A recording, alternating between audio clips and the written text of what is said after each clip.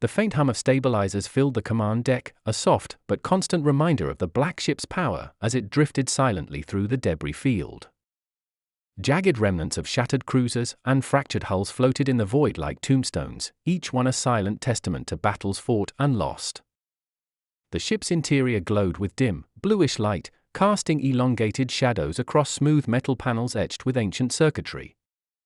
It was neither purely human nor entirely alien, a fusion of technology and purpose, designed for war but now navigating the fragile aftermath of survival. Beyond the observation viewport, the planet below flickered with distant fires, the scars of orbital bombardment still visible along its fractured continents. Yet, the world had not fallen. Humanity had held the line, though at a cost that weighed heavily on every survivor.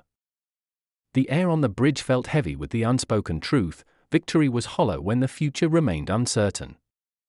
In the center of the deck, holographic displays flickered to life, projecting tactical overlays of nearby sectors.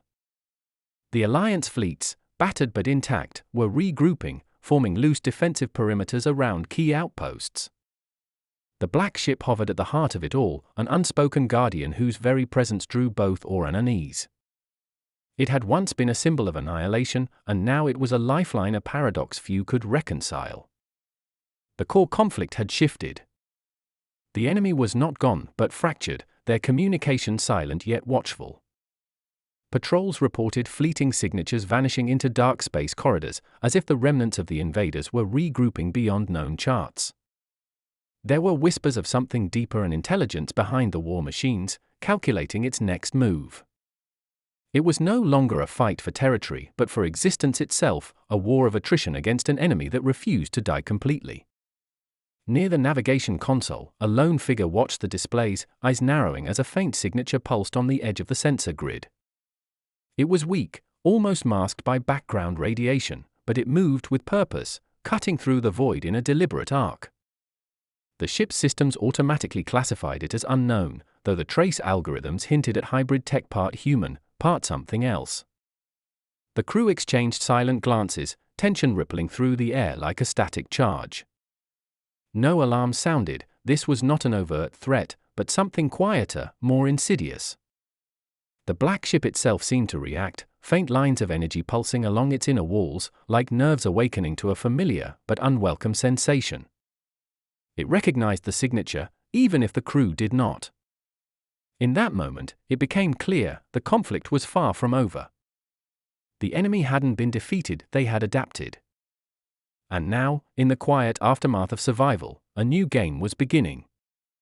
One where the line between ally and adversary blurred, and trust would become the rarest commodity of all. The command deck of the black ship remained eerily silent, save for the faint pulse of holographic displays flickering across the central console. Among the crew, each figure stood immersed in their thoughts, the weight of recent survival pressing down like artificial gravity. At the forefront stood Velas, the ship's acting liaison, a former resistance tactician whose sharp gaze rarely betrayed emotion. Her uniform, patched and worn from countless skirmishes, told a silent story of sacrifice. She hadn't risen to leadership through rank but through resilience, carving a path where others had fallen. Velas's motivation was simple yet relentless: survival through understanding. The war had taught her one bitter truth: fighting blindly led to extinction. She believed the key to ending the conflict lay not in brute force, but in unraveling the enemy's design, peeling back the layers of their technology and purpose. That's why she had stayed aboard the black ship when others hesitated, her curiosity outweighing her fear. The ship itself was a puzzle, its alien interfaces responding not just to commands but to intent, as if it judged its users before granting access. To Velas, mastering the ship meant mastering the battlefield. Across the deck, Raleth adjusted the calibration of the sensor grid, his hands moving with practiced precision. Once a systems engineer on a colony frigate, he'd watched his homeworld burn under the first wave of invasion. That loss had hardened him, stripping away any illusions of safety the Alliance once promised.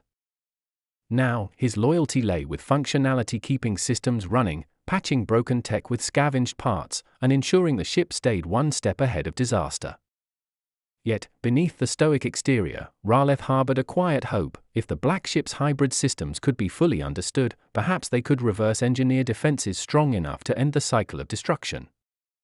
Then there was Iris, the ship's designated interpreter for alien technology, a role no one had officially assigned, but one she had claimed through sheer necessity. Her background was less military, more academic, once a xenolinguistics researcher studying ancient artifacts on the fringes of colonized space. When the war began, those artifacts became weapons, and her expertise shifted from historical curiosity to survival-critical knowledge.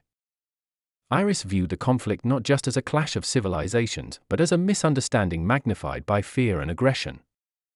She believed the enemy's silence spoke of internal fractures, that communication, if it could ever be established, might unravel the very foundation of the war.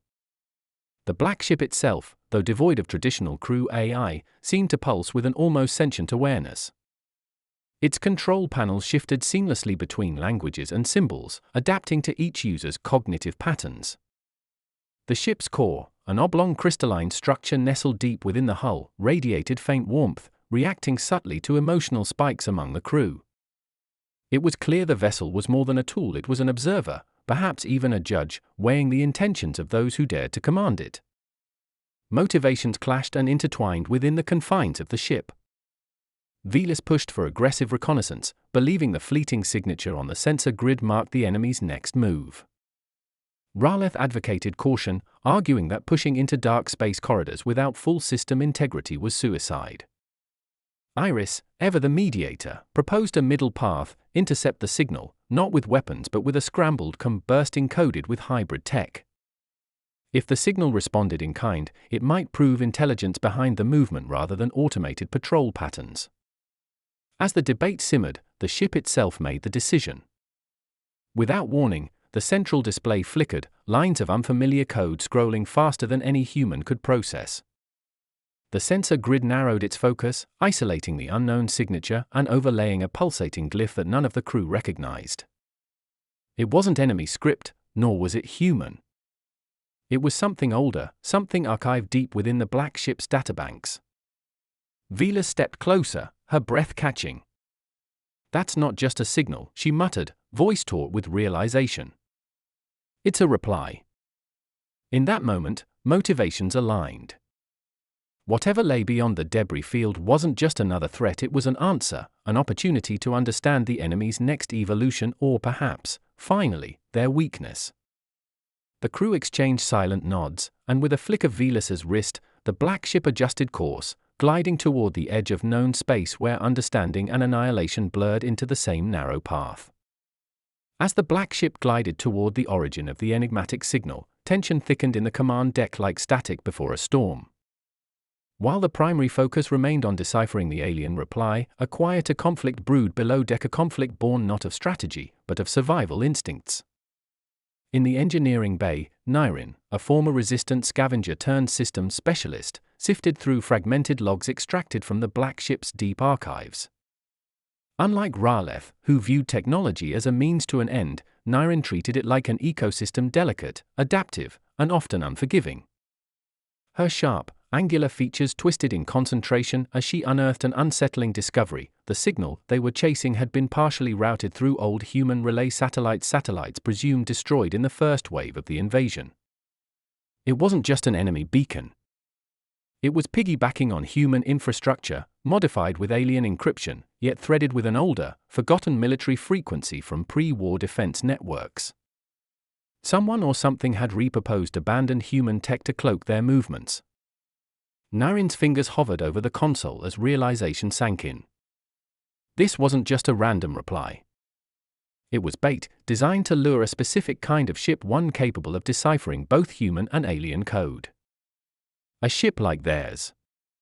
Before she could alert the bridge, the lights flickered, and a secondary subsystem came online, one that had been dormant since the Black Ship's capture. Security protocols, written not in standard alien script but in an archaic hybrid language, flooded the interface. The ship had detected not just an external anomaly but an internal breach. In the shadows of the maintenance corridor, a lone figure moved with practiced silence: THYSS, a salvager once stranded during the early planetary evacuations and presumed dead. He'd been picked up alongside wreckage during the last battlefield sweep, blending in with other refugees rescued from drifting pods. Unbeknownst to the crew, THYSS wasn't just another survivor, he was a courier for a rogue faction humans who had forsaken the Alliance, trading allegiance for survival by collaborating with splintered enemy factions. THYSS wasn't here to sabotage the Black Ship. He was here for information, specifically the ship's hybrid energy core data, which could stabilize rogue colony reactors running on failing systems. To him, loyalty was secondary to survival, and if stealing from the Alliance meant saving isolated settlements, it was a price he was willing to pay. He hadn't anticipated the ship's adaptive security waking from its slumber, nor did he expect Naren to trace the breach back to his makeshift access port near the aft coolant array. Naren didn't raise the alarm. Instead, she cornered him between flickering conduit lines, her plasma cutter lowered but active. THYSS froze, hands raised, eyes darting toward the nearest escape hatch. The standoff stretched, silent but charged. "You think you're the first scavenger to try and bleed this ship dry?" Naren's voice was cold, but her gaze flickered with understanding. "I don't care who you work for. I care why you're risking your life for data you barely understand." THYSS hesitated, then muttered, "There's a colony cluster on the edge of the Perseid Drift. Power cells degrading. No resupplies, no defenses. They've got kids there, sick ones. This core's modulation pattern could stabilize their grid, keep the shielding up when the next raider wave hits." Naren's grip on the cutter loosened. It wasn't the first time desperation had driven someone to extremes. Her own brother had been lost in a colony collapse when power flickered out during an orbital bombardment. She exhaled slowly, weighing duty against humanity. "Take only the modulation specs," she ordered, deactivating the cutter. "No structural schematics. Nothing that could be weaponized. I'll scrub the access logs, but if you trip another alert, you're on your own." THYSS nodded, relief flickering across his face. As he extracted the necessary data shard, the deck trembled beneath their feet, a subtle ripple, like a sonar ping reverberating through space. Both froze, eyes meeting in silent understanding. The signal they'd been chasing had just shifted, no longer a passive lure, but an active tracker. On the bridge, Velus's voice crackled through the comms. "All hands, prepare for engagement. We've got incoming signatures, unknown configuration." This wasn't just a reply. "It's a rendezvous." Naren glared at THYSS. "Looks like your little side mission just got a lot more complicated." Without another word, they sprinted toward their respective stations, leaving the flickering terminal behind. The Black Ship's core pulsed faintly, as though it, too, sensed the tightening noose of converging fates. The Black Ship's bridge hummed with subdued energy as the signal pulsed on the holo display. It wasn't just a reply anymore, it was triangulating, narrowing down the ship's location with precise, almost predatory intent. The soft blue lights lining the walls flickered, as though the ancient vessel itself were holding its breath. Velus stood at the central console, jaw tight as he watched the signal shift. "That's not a distress beacon. It's a tracking pattern, adaptive, like it's learning from our evasions." From the side panel, Naren's voice cut through the tension. "It's piggybacking on old human satellites. Someone's using leftover war tech to mask their movements. This is targeted." "Who?" Velus snapped, eyes flicking toward her. "The Dominion's fractured. Their tech's not this clean anymore." Naren hesitated, then spoke quietly. "It's not Dominion. It's ours. Pre-invasion military systems, repurposed. Someone with deep access is running this."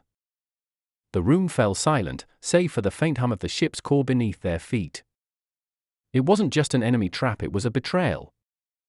One rooted in human ingenuity, twisted into something predatory. THYSS lingered near the aft hatch, pretending to adjust an interface relay while listening intently. He knew exactly who was behind the signal.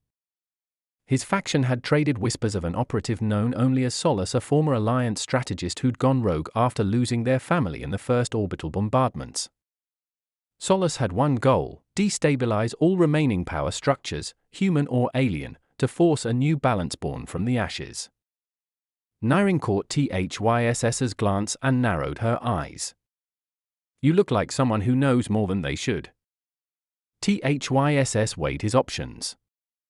Lie, and she'd burn through his story like plasma through hull plating. Tell the truth, and he'd expose his faction's operations. "They call her Solace," he muttered. "Ex-Alliance. Brilliant. Ruthless. Thinks the old world's power structures are what led us to defeat in the first place. She's not just hunting threats, she's dismantling anything that could rebuild the same mistakes." Velas cursed under his breath.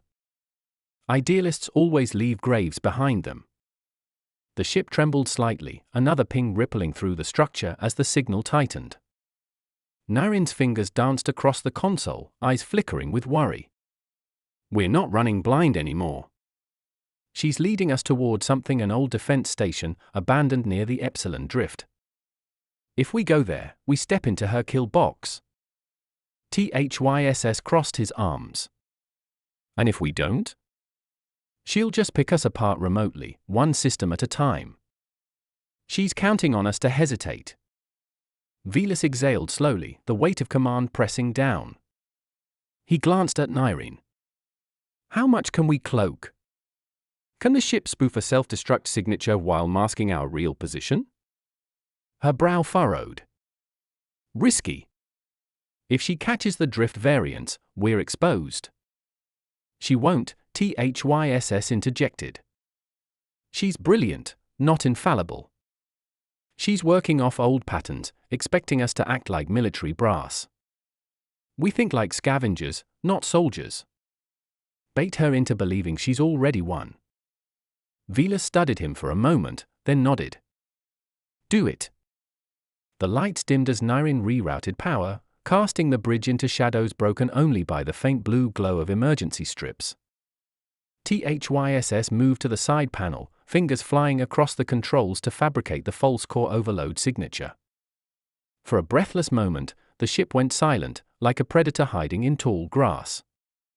Velas's voice broke the quiet. "You believe in what she's doing, don't you?" he asked THYSS without looking away from the display. THYSS hesitated, then shrugged.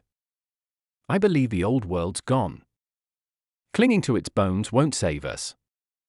But tearing down everything? That's just another kind of extinction." Nyreen glanced at him, surprised by the rare honesty. "So what's left? Survival without purpose?" "No," THYSS said quietly. "Survival until we find purpose. One that doesn't leave us drowning in the rubble of our own pride." The console chimed softly. The false overload signature had been transmitted. For the next 5 minutes, the black ship appeared to be a crippled wreck, venting energy like a dying star. On the holo display, the tracking signal stopped moving, locking onto the phantom distress signature. Velas clenched his fists. "She bought it." "All hands, silent running. We're going dark." The lights faded to near black as the black ship drifted quietly, like a ghost slipping through shadows.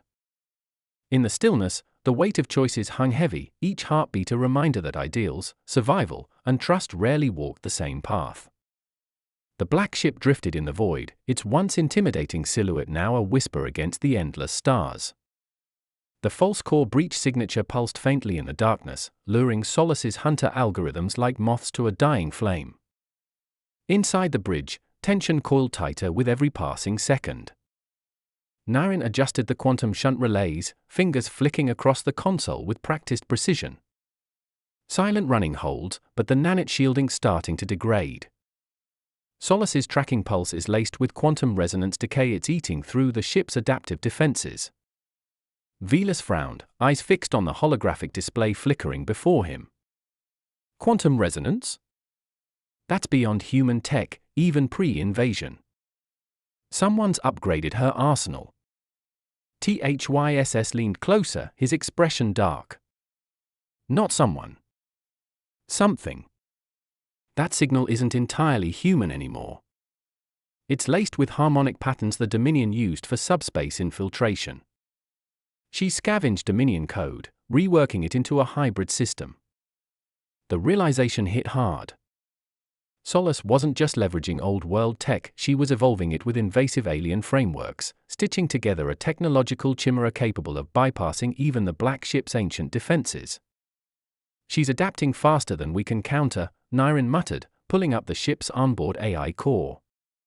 If she's using Dominion infiltration patterns, we might be able to run a counter wave using the Black Ship's temporal harmonics.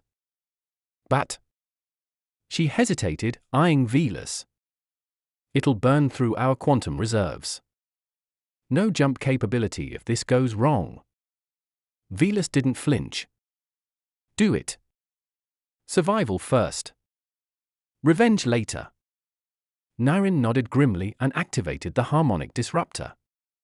Across the ship's hull, sleek black panels shifted, revealing crystalline emitters that shimmered like liquid starlight. Energy coursed through the conduits, creating a low, thrumming sound that vibrated deep within their chests. The ship, ancient and enigmatic, responded like a living thing, its systems flexing in defiance of the invasive signal. Outside, space itself seemed to ripple. The Black Ship's temporal harmonics distorted the surrounding gravitational field, creating pockets of localized time dilation eddies where light fractured and bent at impossible angles. To any observer, the ship appeared fragmented, as though scattered across multiple moments in time. THYSS stared in awe. Temporal ghosting. I've only seen Dominion dreadnoughts pull this off, and they needed entire core fleets to maintain it. Nyrin smirked despite the tension. This ship was built for more than war. It's a relic of possibilities we barely understand. The tracking signal flickered, then split into 3 distinct pings. Solace's systems were trying to recalibrate, but the temporal distortion scrambled her targeting algorithms. Velas seized the moment. Bring weapons online, low energy signature. Target her relay satellites. No kill shot, just blind her. The Black Ship responded instantly. Thin beams of compressed gravimetric force lanced out, bypassing conventional shielding by bending space around their targets. The relay satellites blinked out one by one, like candles snuffed in a storm. But Solace had anticipated resistance.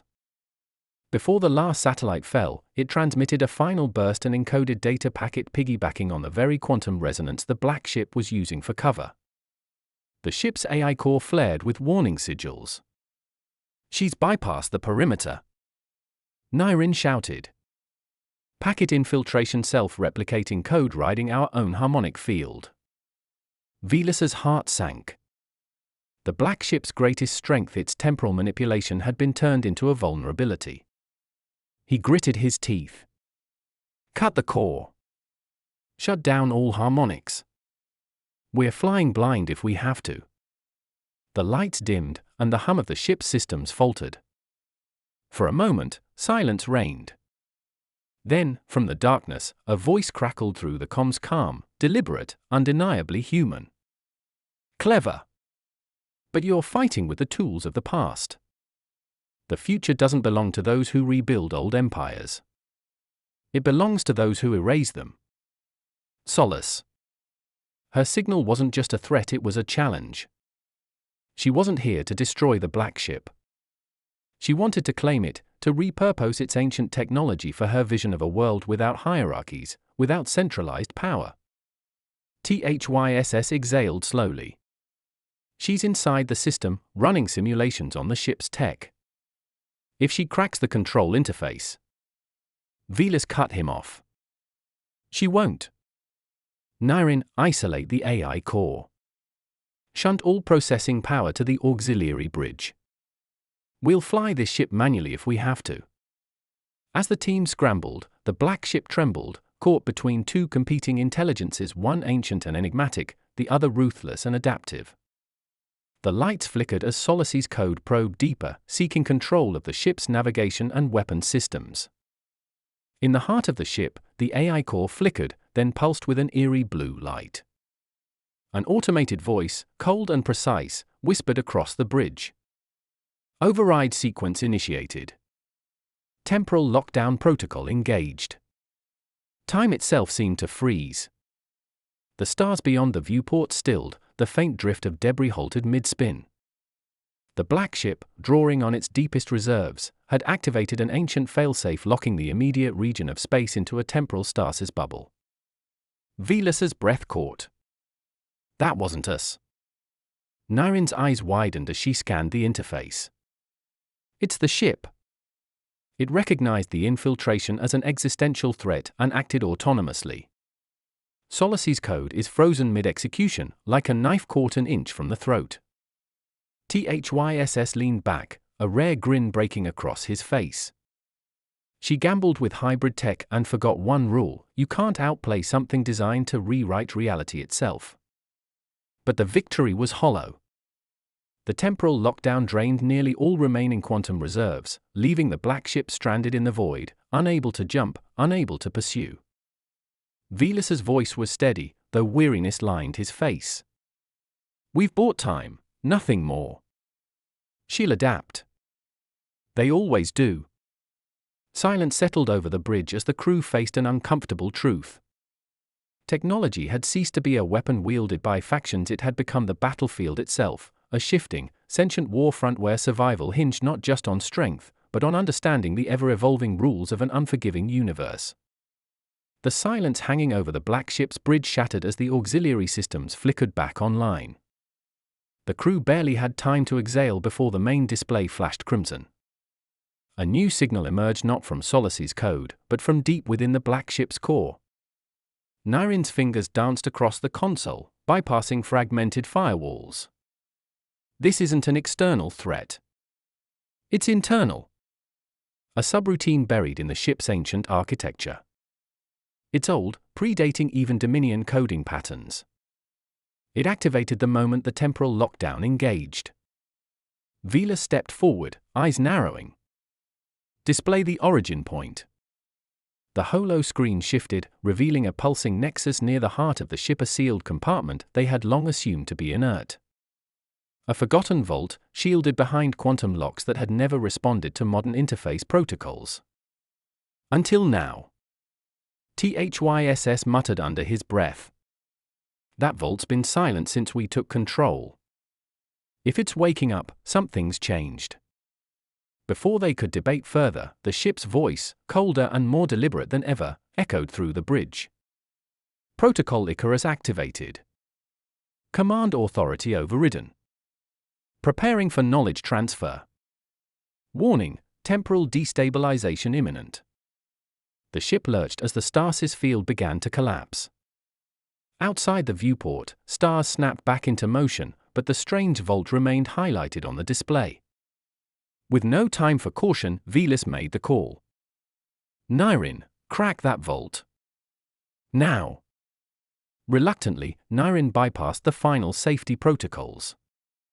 The vault's outer plating retracted, revealing a crystalline interface etched with shifting glyphs. Dominion, yes, but layered with an older language, one humanity had never fully decoded. In the heart of the interface floated a single obsidian shard, its surface alive with flickering, indecipherable data streams. The moment the shard was exposed, the black ship's systems flared to life.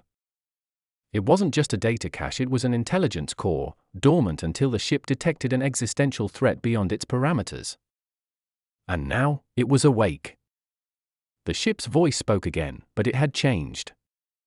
No longer cold and mechanical, it resonated with an eerie calm, almost reflective. Custodians detected. Temporal threshold breached. Directive override, truth preservation initiated. Velus exchanged a sharp glance with THYSS. Custodians? What truth? The shard pulsed, and the bridge displays flooded with ancient star maps, battle logs, and fragments of diplomatic accords. One image dominated the rest, a symbol, two interlocking spirals, one black, one white, surrounding an angular glyph.